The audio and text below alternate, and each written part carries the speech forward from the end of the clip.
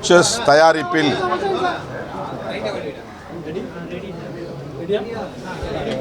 Prince pictures தயாரிப்பில் தமிழரசன் பச்சைமுத்து அவர்களின் இயக்கத்தில் வெளியாகி திரையில் ஓடிக்கொண்டிருக்கும் லப்பர் பந்து திரைப்படம் தமிழ் மக்களின் நல்லாதரவோடு வெற்றிகரமாக 2 வாரங்களை கடந்து ஓடிக்கொண்டிருக்கிறது. அனைத்து தரப்பினராலும் பாராட்டப்படக்கூடிய கதை கருவாக இந்த திரைப்படத்தில் கையாளப்பட்டிருக்கிறது. தமிழரசன் பச்சைமுத்து அவர்கள் காலத்துக்கு தேவையான ஒரு கதைக்களத்தை தேர்வு செய்திருக்கிறார். திறமையை மட்டுமே முன்னிறுத்த வேண்டும், அதில் வேறு எந்த அடையாள அரசியலும் கூடாது என்பதுதான் இந்த திரைப்படத்தின் மூலம் தமிழரசன் பச்சைமுத்து சமூகத்திற்கு உணர்த்துகிறார். கிராமப்புறங்களில் இளைஞர்கள் கிரிக்கெட் விளையாடுவதில் எவ்வளவு ஆர்வமாக இருக்கிறார்கள், அவர்கள் குழுவாக பிரிந்து எவ்வாறு போட்டிகளில் பங்கேற்கிறார்கள், அந்த களத்தில் திரைப்பட கதாநாயகர்கள் எந்த அளவுக்கு உந்து சக்திகளாகவும் இருக்கிறார்கள் என்பதையெல்லாம் மையமாக கொண்டு இந்த கதையை பின்னியிருக்கிறார் தமிழரசன் பச்சைமுத்து அவர்கள். கேப்டன் விஜயகாந்த் அவர்களை படத்தின் தொடக்கத்திலேயே அறிமுகப்படுத்துகிறார். அவருடைய ரசிகர்களாக கிரிக்கெட் விளையாட்டு வீரர்கள் அந்த விளையாட்டிலே பங்கேற்கிற காட்சியோடு படம் தொடங்குகிறது. என்னதான் அவர்கள் கிரிக்கெட்டிலே ஆர்வம் கொண்டிருந்தாலும், திரைப்பட கதாநாயகர்களுக்கு ரசிகர்களாக இருந்தாலும், போட்டி என்று வருகிற போது சாதி உள்ளே நுழைந்து விடுகிறது. கிராமப்புறங்களில் இயங்கக்கூடிய கிரிக்கெட் குழுக்களிடையே எவ்வாறு சாதி ஒரு முக்கியமான கூறாக இருக்கிறது, அந்த குழுவை உருவாக்குவதில், அந்த குழுவில் இடம்பெறக்கூடிய கிரிக்கெட் விளையாட்டு வீரர்களை தேர்வு செய்வதில் எந்த அளவுக்கு சாதி முக்கியமான ஒரு பங்கை வகிக்கிறது என்பதை வெளிச்சத்திற்கு கொண்டு வந்திருக்கிறார். இதுவெல்லாம் வெளிச்சத்திற்கு வராத கசப்பான உண்மைகள். இது கிராமப்புறங்களிலே நடைபெறுகிற கிரிக்கெட் குழுக்களிடையே மட்டுமல்ல, அகில இந்திய அளவிலும் கூட கிரிக்கெட் விளையாட்டு வீரர்களை தேர்வு செய்வதில் இந்த சாதி அரசியல் இருக்கிறது, அடையாள அரசியல் இருக்கிறது. வட இந்தியா, தென்னிந்தியா அல்லது மொழி இந்தி பேசக்கூடியவர்கள், இந்தி பேசாதவர்கள், சாதி மதம் என்கிற அடிப்படையிலான இந்த அடையாள அரசியல் வீரர்களை தேர்வு செய்வதிலே இன்றைக்கும் பெரிய பங்கு வகிக்கிறது. தேசிய அளவிலான இது போன்ற கிரிக்கெட்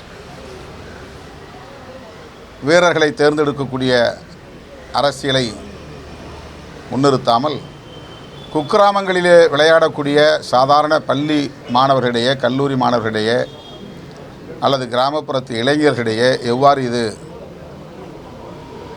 இயங்குகிறது, செயல்படுகிறது என்பதை மிக நுட்பமாக தமிழரசன் பச்சைமுத்து அவர்கள் காட்சிக்கு காட்சி பதிவு செய்திருக்கிறார். சாதி மறுப்பு திருமணம் எவ்வளவு முக்கியமானது, ஒரு குழுவிலே சாதியை காரணம் காட்டி அவர்களை இந்த குழுவில் சேர்க்க வேண்டாம் என்று சொல்லுகிற அரசியலை காட்டும் அதே இடத்தில் ஆணாதிக்கத்தின் போக்கையும் அடையாளப்படுத்துகிற ஒரு காட்சி.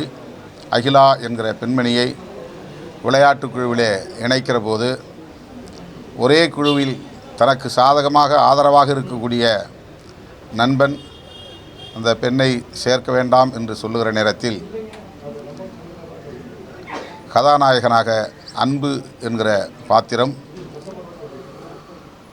அது சாதி திமிர் என்றால் இது ஆம்பளை திமிரா என்று கேட்கிற கேள்வியின் மூலம் ஆணாதிக்கத்தை நொறுக்கும் ஒரு வசனமாக தமிழரசன் பச்சைமுத்தவர்கள் அதை பதிவு செய்திருக்கிறார். சாதி ஆதிக்கம் கூடாது என்பதைப் போல ஆணாதிக்கமும் கூடாது, சாதி திமிர் கூடாது என்பதைப் போல ஆணாதிக்க திமிரும் கூடாது. இது போன்ற களங்களில் ஆளுமைதான் முக்கியம், ஆற்றல் தான் முக்கியம்.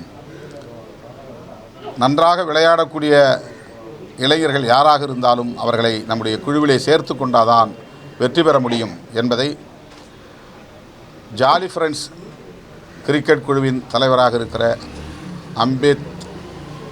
வெங்கடேஷ் என்கிற பாத்திரத்திற்கு அன்பு என்கிற பாத்திரம் அடேங்கப்பா குழுவின் தலைவராக இருக்கிற அன்பு, கெத்து போன்றவர்கள் உணர்த்துகிறார்கள். நம்முடைய டீம் வெற்றி பெற வேண்டுமானால் நன்றாக விளையாடக்கூடிய இளைஞர்கள் தேவை என்பதை உணர்த்தி அவர்கள் எந்த சாதியை சார்ந்தவர்களாக இருந்தாலும் அவர்களை நம்மோடு இணைத்து கொண்டு விளையாடினால்தான் நம்மால் வெற்றி பெற முடியும். இதை ஜாலி ஃப்ரெண்ட்ஸ் டீமுக்கு உணர்த்துகிற வகையில் அடேங்கப்பா டீம் அந்த குழுவை சார்ந்தவர்கள் அந்த குழுவிலே இடம்பெற்று இருப்பவர்கள் கட்டாயம் வெற்றி பெற வேண்டும், நாம் விட்டு கொடுத்து விளையாட வேண்டும் என்கிற அளவுக்கு பக்குவமும் முதிர்ச்சியும் இவரிடத்திலே இருக்கிறது என்பதை அடேங்கப்பா குழுவின் மூலம் நம்முடைய இயக்குனர் உணர்த்துகிறார். அதே நேரத்தில் அன்பு பாத்திரம் அந்த கேரக்டர் காதலிலும் வெற்றி பெற வேண்டும். அந்த காதல் கிராமப்புறத்தில் எவ்வாறு பார்க்கப்படுகிறது, எவ்வாறு அது நெருக்கடிகளை சந்திக்கிறது என்பதை மிக யதார்த்தமாக தமிழரசன் பச்சைமுத்தவர்கள் பதிவு செய்திருக்கிறார். இடதுசாரி சிந்தனையோடு, சமூக நீதி சிந்தனையோடு, சமத்துவ சிந்தனையோடு இயக்குனரின் இந்த படைப்பு அமைந்திருக்கிறது. இது வெறும் கதை அல்ல, இது வணிக நோக்கில் எடுக்கப்பட்ட ஒரு திரைப்படம் அல்ல. காலத்தே இந்த தலைமுறையினருக்கு சொல்ல வேண்டிய ஒரு அரசியல். அதனால்தான் இன்றைக்கு ஜனநாயக சக்திகளிடையே இந்த படத்திற்கு மிகப்பெரிய வரவேற்பு இருக்கிறது. எந்த பகட்டும் படாடோபமும் இல்லாத ஒரு திரைப்படம். அதாவது திரைப்படங்களுக்கான எந்த பிரம்மாண்டங்களும் இல்லை, புனைவுகளும் இல்லை, ஒப்பனைகள் பெரிய அளவில் இல்லை. மிக மிக யதார்த்தமான இயல்பான வாழ்வியலை படம் பிடித்து காட்டியிருக்கிறார். கிரிக்கெட் விளையாட்டு வீரர்களுக்கு இடையிலே என்னென்ன வகையான ஈகோ இருக்கிறது, அது எல்லோருக்கும் குடும்பத்தில் இருக்கிற ஒவ்வொருவருக்கும் உண்டு. வாழ்க்கையில் ஒவ்வொருவரும் நாம் அதை சந்திக்கிறோம் என்றாலும் வீரர்களுக்கு இடையிலே அல்லது குழுக்களுக்கு இடையிலே இருக்கிற ஈகோ, தான் என்கிற அந்த ஒரு அகந்தை போக்கு, தன்னை யாரும் குறைத்து மதிப்பிட்டு விடக்கூடாது அல்லது குறைவாக விமர்சித்து விடக்கூடாது என்கிற அந்த உளவியல் சிக்கல், அதை மிக நுட்பமாக பதிவு செய்திருக்கிறார். ஒரு உளவியல் சார்ந்த அணுகுமுறை இயக்குனர் தமிழரசன் பச்சைமுத்து அவரிடத்தில் அது வெளிப்படுகிறது. காதலன் காதலிக்கு இடையிலே இருக்கிற ஈகோவாக இருந்தாலும், காதலியின் தந்தை கெத்து என்கிற பாத்திர தன்னுடைய விளையாட்டு தரம் குறித்து பிறர் விமர்சிக்கக்கூடிய அந்த விமர்சனங்களை எதிர்கொள்வதில் இருக்கிற அந்த ஈகோ பிரச்சனை, தன்னை சின்ன பையன் என்று சொல்லுகிற போது அன்பு பாத்திரத்துக்கு வருகிற அந்த ஈகோ பிரச்சனை, இதுவெல்லாம் எந்த அளவுக்கு நம்முடைய வாழ்க்கையில் நம்மோடு விளையாடுகிறது அல்லது சிக்கல்களை உருவாக்குகிறது என்பதை காட்சிக்கு காட்சி மிக சிறப்பாக தமிழரசன் பச்சைமுத்து பதிவு செய்திருக்கிறார். இவருக்கு நல்ல எதிர்காலம் இருக்கிறது. இது போன்ற மிகச்சிறப்பான படங்களை அவர் சமூகத்திற்கு படைத்து தருவார் என்கிற நம்பிக்கை இருக்கிறது. நிறைய பழைய பாடல்களை பின்னணியில் போட்டு எந்த சோர்வும் இல்லாமல் கலகலப்பாக இந்த திரைப்படத்தை நகர்த்துகிறார். வழக்கமாக பாடல்களுக்கு மிக முக்கியத்துவம் கொடுத்து புதிதாக பாடல்கள் எழுதுவது, அதற்கு காட்சிகளை அமைப்பது, அதற்கு மிகப்பெரிய அளவிலே செலவு செய்வது, செட்டு அமைப்பது என்கிற எந்த முயற்சியும் செய்யாமல் திரைப்படங்களில் ஏற்கனவே மிக சிறப்பாக மக்களின் வரவேற்பை பெற்ற பாடல்களை ஒவ்வொரு காட்சிக்கும் பொருத்தமாக அதை பின்னணி இசையாக வைத்திருப்பது ஒரு நல்ல உத்தி. இந்த படத்தில் கதாநாயகன் கதாநாயகி பாத்திரத்தில் நடித்திருப்பவர்கள் மிக அருமையாக தங்கள் கடமைகளை ஆற்றியிருக்கிறார்கள். பாத்திரங்களை சிறப்பாக வெளிப்படுத்தியிருக்கிறார்கள். எல்லாவற்றையும் விட இயக்குனரின் பார்வை மிக முக்கியமானது, அவருடைய அணுகுமுறை முக்கியமானது. அனைத்து தரப்பு மக்களும் இதை கொண்டாடுவதிலிருந்தே நம்மால் அதை உணர முடிகிறது. ஆகவே இயக்குனர் தமிழரசன் பச்சைமுத்து அவர்களுக்கு என்னுடைய நெஞ்சார்ந்த பாராட்டுகள், வாழ்த்துக்கள். இந்த படத்தில் கதாநாயகர்களாக நான் அந்த 2 பெண்களை தான் பார்க்குறேன். அதே மாதிரி அவங்களுக்கு வச்சுருந்த அந்த வசனத்தையும் மையமாக எப்படி பார்க்குறீங்க? வசனம் அவங்க ஆண் அதிகம்னா அதுக்கான வசனமும் அப்படி பார்க்குறீங்க. சாதிய திமுறை இல்லாமல் ஆண் திமுறை அப்படின்ற திமுறையும் எப்படி பார்க்குறீங்க? அதே மாதிரி 2 ஹீரோக்களும் அவங்களுக்கு தான் ரொம்ப பயப்படுற மாதிரியான ஒரு இதுலாம் வச்சுருந்தாங்க. அதை எப்படி பார்க்குறீங்க? பெண்கள் விழிப்புணர்வு பெற்று வருகிறார்கள். பெண்கள் தங்களுடைய உரிமைகளுக்காக போராடக்கூடியவர்களாக இருக்கிறார்கள். எல்லாவற்றையும் தாண்டி காதல் என்பது ஒரு பெரிய குற்றமில்லை. சாதி கடந்து மதம் கடந்து காதல் செய்வது வெட்கப்படுவதற்கு ஒன்றுமில்லை என்கிற ஒரு விழிப்புணர்வை பெண்கள் இப்போது பெற்று வருகிறார்கள். அந்த விழிப்புணர்வு அவரிடையே இருக்கிறது என்பதைத்தான் இந்த பாத்திரங்கள் உணர்த்துகிறது. மகளாக இருந்தாலும் தன்னுடைய தந்தையிடத்திலே, தாயிடத்திலே முற்காலங்களில் ஒரு 20-30 ஆண்டுகளுக்கு முன்பு அல்லது ஒரு 40-50 ஆண்டுகளுக்கு முன்பு அப்படி யாரும் துணிச்சலாக தன்னுடைய காதலை கூட வெளிப்படையாக பேச மாட்டார்கள். ஆனால் இன்றைக்கு நீ சொல்லுகிற வரையில் அவனை நான் திருமணம் செய்ய மாட்டேன், ஆனால் அவனை தவிர வேறு எவனையும் திருமணம் செய்ய மாட்டேன் என்று கதாநாயகி சொல்லுகிற அந்த காட்சி பெண்களிடையே எந்த அளவுக்கான விழிப்புணர்வு தேவைப்படுகிறது என்பதை, அத்தகைய துணிச்சல் ஒரு தார்மீகமான துணிச்சல், அது ஒரு மாரல் கரேஜ், ஒரு அறம் சார்ந்த துணிச்சல். அது கட்டுகளை சமுதாய கட்டுகளை மீறுவதாக யாரும் கருத வேண்டியதில்லை. எத்தனையோ பல ஆணவ கொலைகளில் பெண்கள் வாயடைத்து போய் நிற்கிறார்கள். அவர்கள் விரும்புகிற காதலன் தன் கண்முன்னாலேயே படுகொலை செய்யப்படுகிற போது, கொடுமைக்கு உள்ளாக்கப்படுகிற போது அதை குறித்து ஒரு வார்த்தை கூட பேச முடியாத பல பெண்கள் இன்றைக்கும் நாம் பார்க்கிறோம், சமகாலத்தில் நாம் பார்க்கிறோம். தன்னுடைய பெற்றோரை அவர்களால் எதிர்த்து பேச முடிவதில்லை, அல்லது இப்படிப்பட்ட ஒடுக்குமுறையை செய்கிற சமூகத்தை எதிர்த்து ஒரு வார்த்தை பேச முடிவதில்லை என்கிற நிலை இப்போது மாறி வருகிறது. அந்த உளவியலை இயக்குனர் தமிழரசன் பச்சைமுத்து கதாநாயகி பாத்திரத்தின் மூலம் மிகச்சிறப்பாக பதிவு செய்திருக்கிறார். அதற்கு இந்த ஒரு வசனம் மிக வெளிப்படையாக இருக்கிறது. நீ சொல்லுகிற வரையில் அவனை நான் திருமணம் செய்து கொள்ள மாட்டேன், ஆனால் அவனை தவிர வேறு எவனையும் திருமணம் செய்து கொள்ள மாட்டேன் என்று சொல்லுகிற அந்த துணிச்சல் ஒரு தார்மீகமான துணிச்சல், பெண்களுக்கு தேவையான ஒரு விழிப்புணர்வு. சார் நீங்கள் பேசும்போது சொன்னீங்க அகில இந்திய அளவில் வந்து கிரிக்கெட்டில் தேர்வு செய்யல அரசியல் இருக்குன்னு சொன்னீங்க. எந்த அடிப்படையில் அதை சொன்னீங்க? அதில் ஜாதிய பாகுபாடும் இருக்கிறது அந்த கிரிக்கெட்டில் தேர்வு செய்ததில்? அப்படி நிறைய விமர்சனங்கள் உண்டு, நிறைய ஊடகங்கள் அவையெல்லாம் பதிவாகி இருக்கின்றன. எத்தனையோ முறை கிரிக்கெட் போட்டியிலே நம்முடைய போட்டிகளில் நம்முடைய குழுவை சார்ந்தவர்கள் தோற்று போகிற போது இந்த விமர்சனங்கள் வெளிப்படையாக வந்ததன் அடிப்படையில் இதை நான் சொல்லுகிறேன். ஏனென்றால் அந்த கிரிக்கெட் குழுவில் தேர்வு செய்யப்பட்டிருப்பவர்கள்லாம் பார்த்திங்கன்னா ஒரே அடையாளத்தை கொண்டவர்களாகத்தான் பெரும்பாலான வீரர்கள் இருக்கிறார்கள். இது வந்து என்னுடைய கற்பனை அல்ல.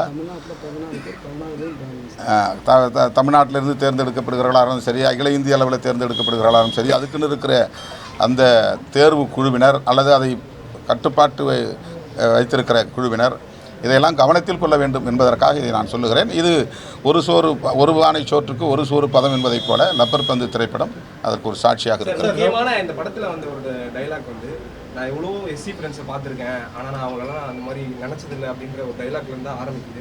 அந்த வசனத்தை எப்படி பார்க்குறீங்க? அது எப்படி வெளிப்படையாக இந்த உரையாடலை தொடங்க வேண்டிய தேவை இருக்கிறது என்பதுதான் இயக்குனர் தமிழரசன் பச்சைமுத்துவின் முயற்சியாக நான் பார்க்கிறேன். இது அங்கங்கே நம்ம வந்து இது ஒரு அறைக்குள்ளே உட்கார்ந்து பேசி கொண்டு இருக்கக்கூடாது. நண்பர்களுக்கு இடையிலே மட்டுமே இதை இப்படிலாம் பேசக்கூடாது, இதெல்லாம் தப்பு என்று நமக்குள்ளே மட்டும் பேசிக்கொண்டு ஆறுதல் அடையக்கூடாது. இதை ஒரு பொதுவெளியிலே ஒரு உரையாடலாக மாற்ற வேண்டும் என்கிற அடிப்படையில் துணிச்சலாக இதை அவர் இந்த படத்தில் பதிவு செய்திருக்கிறார். எத்தனையோ அந்த படத்தில் மிக முக்கியமாக அவன் என் தம்பி மாதிரி, என்னுடைய அண்ணன் மாதிரி என்ற ஒரு வசனம் வரும். அது என்ன, அண்ணன் மாதிரி, அண்ணன் சொல்லு, இல்லைன்னா அவன் அண்ணன் இல்லைன்னு சொல்லு அப்படிங்கிற ஒரு வசனம் வருகிறது. அதற்கு அந்த இடத்துல தான் அது சாதியை பற்றிய ஒரு பதிவு. இன்னொரு சமூகத்தை சார்ந்தவனை உன்னால் அண்ணன் என்று சொல்லுகிற துணிச்சல் இல்லை, அல்லது தம்பி என்று அழைக்கிற துணிச்சல் இல்லை, அந்த அளவுக்கான முதிர்ச்சி இல்லை என்பது இந்த சமூகத்தில் இன்றைக்கு இருக்கிறது. பல நேரங்களில் நீ யார் என்ன அண்ணன் சொல்கிற என்று கேட்கிற நிகழ்வெல்லாம் நடைமுறையில் இருந்திருக்கிறது. உனக்கு எனக்கு என்ன உறவு, நீ எப்படி என்ன அண்ணன் சொல்கிற என்று கேட்கிற நிறைய சம்பவங்கள் சமூகத்தில் நடந்திருக்கிறது. மேடைகளில் அண்ணன் தம்பி என்று உறவாடுவதோடு சரி, ஆனால் அதன் பிறகு அந்த நட்பு அண்ணன் தம்பி உறவாக இருக்காது. இப்படி ஒரு நிலையில் இந்த திரைப்படத்தில் இயக்குனர் வைத்திருக்கிற அந்த வசனம், எஸ்சி பசங்களாம் நிறைய பேர் உண்டு, ஆனால் அவங்கள நான் எஸ்சியாக நடத்துறதில்ல, எனக்கு நிறைய எஸ்சி ஃப்ரெண்ட்ஸுங்க உண்டு, ஆனால் அவங்கள நான் எஸ்சியாக நடத்துறதில்ல என்கிற அந்த வசனம் கூட நாள்தோறும் நாம் வாழ்க்கையிலே சந்திக்கக்கூடிய ஒன்று தான். இப்போ இது எந்த அடிப்படையில் சொல்ல வேண்டிய தேவை எழுகிறது? எல்லோரும் மனிதர்கள். இப்போ எனக்கு வந்து வண்டி ஓட்டுறவங்க எஸ்சி, எனக்கு வந்து சமைக்கிறவங்க எஸ்சி, என் வீட்டில் கூட்டுறவங்க எஸ்சி, எனக்கு உதவியாளராக இருக்கிறவங்க எஸ்சி என்று சொல்லுவது அவர்களுடைய சாதிய உணர்விலிருந்து வெளிப்படுத்தக்கூடிய ஒன்றா, அல்லது நான் சமத்துவமாகத்தான் இருக்கிறேன் என்று சொல்ல முயற்சிக்கிற ஒன்றா? இது இரண்டுக்கும் இடையிலான ஒரு குழப்பத்தை ஏற்படுத்தக்கூடிய ஒரு செய்தியாக இருக்கிறது. அதை ஒரு பொதுவெளியிலே உரையாடலாக மாற்றுகிறார் இயக்குனர். அதுதான் முக்கியமானது. இந்த மாதிரியான போக்கு என்பது அவர்கள் தங்களை பற்றிய ஒரு உயர்வான மனநிலையிலிருந்து சொல்லுகிற போக்காக அது இருக்கிறது. அந்த உளவியல் நொறுக்கப்பட வேண்டும். அது தவறு. அப்படி எல்லோரையும் பிறப்பின் அடிப்படையிலே பார்க்கக்கூடாது. நாம் நண்பர்களாக அல்லது சகோதரர்களாக சக மனிதர்களாக உறவை பேண வேண்டும் என்பதுதான் இயக்குனர் சொல்ல விரும்புகிற செய்தி. விளையாட்டு போட்டிகளுக்கு தமிழ்நாட்டிலிருந்து தேர்வாகிற வீரர்களுக்கு வீராங்கனைக்கு உதவித்தொகை கொடுக்கறதுல தாமதம் ஏற்படுகிறது. அது அரசின் கவனத்துக்கு எடுத்துகிட்டு போவோம். அந்த மாதிரி எதுவும் இருந்ததுன்னா நம்ம அரசின் கவனத்துக்கு எடுத்துகிட்டு போவோம். அது எனக்கு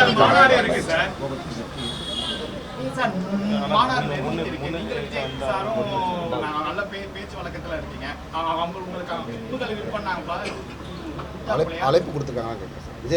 அவர் இப்போ தனியாக கட்சி தொடங்கியிருக்கிறாரு. தன்னுடைய அடையாளத்தை உறுதிப்படுத்துவதற்கான ஒரு மாநாடு. அவருடைய முயற்சி வெற்றி பெற வேண்டும், அவருடைய மாநாடு வெற்றி பெற வேண்டும். அவருக்கு என்னுடைய வாழ்த்துக்கள். சென்னை காவல் ஆணையர் கன்னியாகுமரியில் நடந்த RSS பேரணி